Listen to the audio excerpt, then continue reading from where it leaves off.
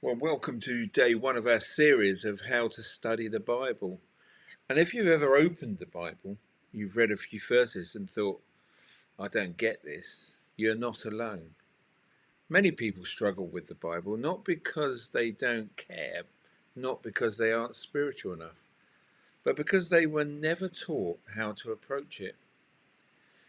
And some feel intimidated by its size, others are confused by the language, and many quietly wonder if the Bible is only for scholars, pastors, and real spiritual people. But today we're going to remove that intimidation.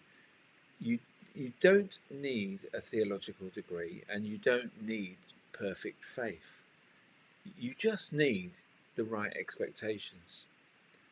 So let's start with what the Bible is. First, the Bible is a library. It's not a single book. It's actually a collection of 66 books, written in different styles for different purposes. There's history, poetry, wisdom, literature, letters, prophecy, and stories. And expecting the whole Bible to read the same way is like expecting a poetry book to read like a textbook. So, second, the Bible was written over centuries.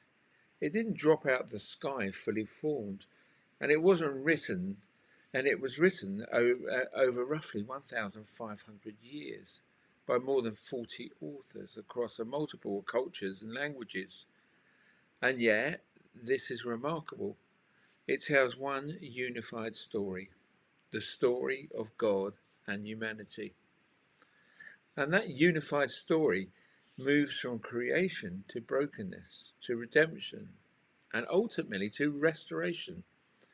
See, different voices, different moments in history, but a constant message about who God is and how he relates to people. So when you open the Bible, you're not just reading ancient words, you're stepping into a long unfolding story. So now let's talk about what the Bible is not, because misunderstandings here can cause a lot of frustration. First, the Bible is not a magic book.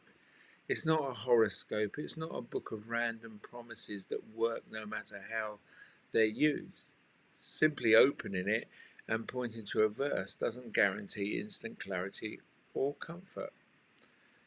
Second, the Bible is not always meant to be taken literally.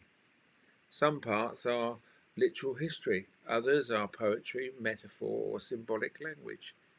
When the Psalms say the mountains sing, they're not meant to imagine literal singing mountains, but understanding the genre matters.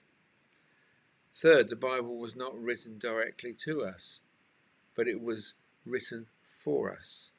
And this is really crucial because the original audience lived in a different cultures and spoke different languages and faced different situations. So when we forget that, we can really easily misread or misuse the scripture. But even though it wasn't written to us, its message is still deeply relevant for us. And this brings us to content. Context answers questions like who is speaking, who is being spoken to, what's happened historically, and what comes before and after this passage. When we ignore context, we can make the Bible say things that it was never meant to say. But when we honour context, clarity increases and confusion fades. Think of context like a frame around a picture. Without it, the image is blurry. With it, everything comes into focus. See, studying the Bible well isn't about guessing meaning, it's about discovering it. And here's today's simple takeaway. You don't need to know everything, you just need to know how to approach the Bible. It's okay to read it slowly, and it's okay to ask questions. And it's okay not to understand everything the first time. And tomorrow we'll talk about where to start reading the Bible and where not to start. So you can begin with confidence instead of frustration. So thanks for listening to me today on this podcast on day one of how to study the Bible. And I'm really looking forward to speaking tomorrow on day two.